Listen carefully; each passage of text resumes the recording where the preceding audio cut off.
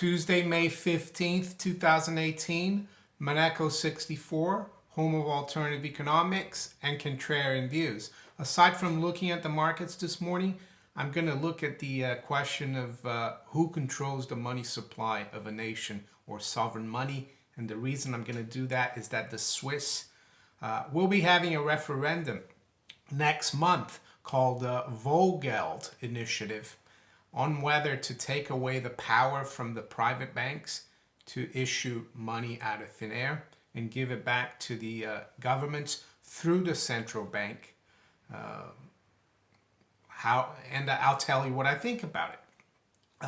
Before that, let's have a look at what we're doing here in the markets. Spot gold is down slightly, 13.1172, down $1.60. The high has been 13.15. The low 13.1062. Yesterday, gold was firm early on, and like almost most of the time, gold drifted lower as the US came in and as the day went along, and we finished right near the lows, and especially after the COMEX close at what time is it at? 1:30 p.m. New York. Spot silver 1646, down about 6 cents. We've seen a range of 1644 to 1657. The Dow is down about 50 points at 24,850. We closed right on that 50% Fibonacci retracement, just below 25,000 in the Dow. S&P this morning is down 4 points or 0.14%, 27.26. The NASDAQ 100 futures down 11 or 0.16%. Currencies are fairly quiet. The dollar is firmer against the yen. It's up 0.2%. Almost, the high has been 110 and the low is 109.64. And we're right in the middle around 109.86. Sterling is down 7 pips, 135.48, so not much there. And the euro is up slightly, only 0.07%, 119.34. The dollar is stronger against the yuan. It's up 0.16% this morning at 634.66. Crude oil remains fairly firm. It's at 71.06. The other market I like to indicator I'd like to point at or market is the bond market. The 10-year yield is back up above 3%. The high today has been 303, and that's been the recent high a few weeks ago, 303. So we are going back up in yields. It's up 2 basis points from yesterday, the 10-year yield. We could see, things could get interesting here. We're finally back up above that level. The 2-year yield is at 2.55, so that's also crept higher from yesterday. But compared to the close yesterday, it's unchanged. What about this Swiss story? Well, of course, there was that saying by Mayer Amschel Rothschild in the 19th century. He said, "I care not who makes the laws of a nation or of a country, as long as I control the money supply." And I guess that's what we have today, especially since 1914, when the Federal Reserve Act was implemented and the private bankers were able to get their foot in the door of controlling the U.S. money supply. They didn't control it right away. It's been a long process, but they're definitely in control now. And as they're in control of the money supply of the U.S., they're in control of the money supply of the whole world, fiat money, of course. And why is that? Well, because the dollar is still the reserve currency. It was the leading currency after World War II. It had 2/3 or thereabouts of all the gold reserves. But they've gradually, these people, their plans are not like 5-year plans or 2-year plans. They're looking generationally. They're looking 50, 100 years ahead. It's really amazing. You have to give them credit for that. yeah, and how do they gain how do they gain control of the money supply? Well, I think 1933 was a big year when the money supply was actually confiscated by the Treasury for the Federal Reserve, all done through the Federal Reserve, confiscated people's gold. And then they had the Gold Reset, Gold Reserve Act. I think it was the Gold Act in 1934. They reset the price.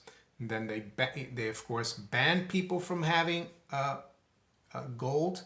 So control of the money supply was hijacked. That's when it started. And then internationally, it was done in 1971 when the U.S. closed the gold window. So other countries couldn't get their gold. They could not redeem their dollars for gold. So that's how it's been done. So the Swiss are having a referendum, and referenda in Switzerland are in the constitution that you can have referenda, and you only need 100,000 signatures to get a referendum going. So I read here from Zero Hedge. It's an article from yesterday, late yesterday. It says the Vollgeld Initiative. That's Vollgeld. Vol is sovereign, and Geld is money. Sovereign money initiative, Switzerland. And it's an article by Peter Koenig, who is a Swiss, and he says Switzerland's once-in-a-lifetime chance to save the world. And it goes on to say it's called Vollgeld Initiative, in German meaning more or less referendum for sovereign money. What is sovereign money? It's money produced only by the central bank, by the sovereign, the government, represented by its central bank. Money created in accordance with the needs of the economy as contrasted to the profit and greed motives of the banking oligarchy. What it is today, money creation at will by private banking. That's true. I mean, even Mervyn King, who ex-Bank of England governor, wrote in his book, The End of Alchemy, that we should think maybe about going back to scrapping, how can I say, fractional reserve banking, because that's what we have now, and Vollgeld would eliminate fractional reserve banking. So it's not like a revolutionary idea. Of course, the establishment and the banks are very much against it. Even the Swiss National Bank, which would have more power, is against it. And I have to say, though, that the Swiss National Bank is there is 3/4 owned by the Swiss cantons, or they're like the equivalent of the Swiss states, and they're actually 1/4 owned, roughly, by private individuals. And I think the biggest shareholder is a guy from Germany. But anyway, that's apart from this. But I'll read a little bit here about this article. It says here in the end, because the Swiss, they had, I think it was last year or the year before, a referendum on whether to go back to, buy back their gold, and it was voted no. So I'll go over the article here. It says, this is what the Swiss could change by accepting this referendum, by voting yes to Vollgeld. It would refrain banks from creating money and return the responsibility to the central bank, where it is to be located according to the Swiss constitution. It would force banks to be more prudent in issuing mortgages and personal debt. It would provide for a more stable economy and for a financially less vulnerable personal life. It would gradually take some air out of the real estate bubble, a healthy feature for any society. Yeah, I have family in Switzerland. I lived in Switzerland before the Swiss banks had to give in to the international banks and sell all their gold. And there wasn't a housing bubble then in the late 80s, early 90s, and mid 90s. But now it's the property market is like gone through the roof. I was reading as well, I think it's from this article, that Swiss private debt is over 100% of GDP. So the Swiss are privately in a lot of debt. What else does he say? Again, the Swiss are the Swiss going to vote for what is best for them? Probably not. But why not? Because they are subject to an enormous anti-sovereign money campaign by the banking and finance sector, by the built-in lobby. Yes, built-in, because in Switzerland, parliamentarians have the right to represent as many corporations, banking and otherwise, in their board of directors as they please. Yes, this is another special feature of Switzerland, also unique among OECD countries. How many Swiss are aware of this? He asked the question. So he goes on to say, is it therefore a surprise that the Swiss are being utterly brainwashed to vote against their own interests, question mark, as they have done so often in the past, frequently to the utter surprise of neighboring countries. How I equate the sovereign money would be to what the original 13 colonies had prior to the U.S., the Revolutionary War. There's a story that Benjamin Franklin went to London and the colonies are doing really well, and they asked the secret why they were doing so well economically, and they said, well, they're issuing their own money for the needs of their economy. So that's what I would equate this to. So what does the FT say about this? I Googled Vollgeld and I found a story in the FT. We know the FT is a globalist institution, and it says Switzerland's Vollgeld, this is from May 9th, Vollgeld banking overhaul, how reform could work.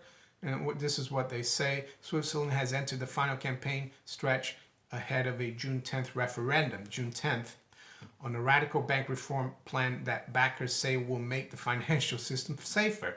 The country's central bank is warning, however, that the proposals are dangerous experiments. So the central bank is actually saying it's dangerous for them to have more power. The Vollgeld, or sovereign money initiative, would strip banks of their ability to create money through lending. The Swiss National Bank would have sole responsibility for creating money in the wealthy Alpine country.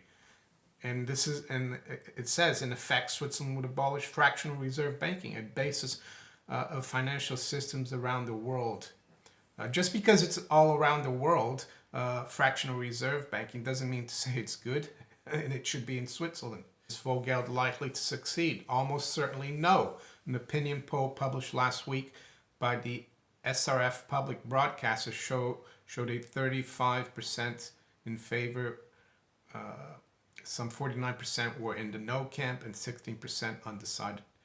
The trend in previous referendums or referenda has been similar radical proposals to lose rather than gain support as campaigning picks up. Well, they call it radical, that actually they want to ban private banks from creating money out of thin air. I don't see how that is radical. So there you go. Of course, the FT would not be pro this. They didn't really make us take a stand, but by the way they wrote it. So there you go. If you enjoyed this video, please like, share it far and wide, subscribe to my channel if you haven't yet. You can follow me on DTube, which is also goes on to steemit.com, and on Twitter. And I'll talk to you later. Bye.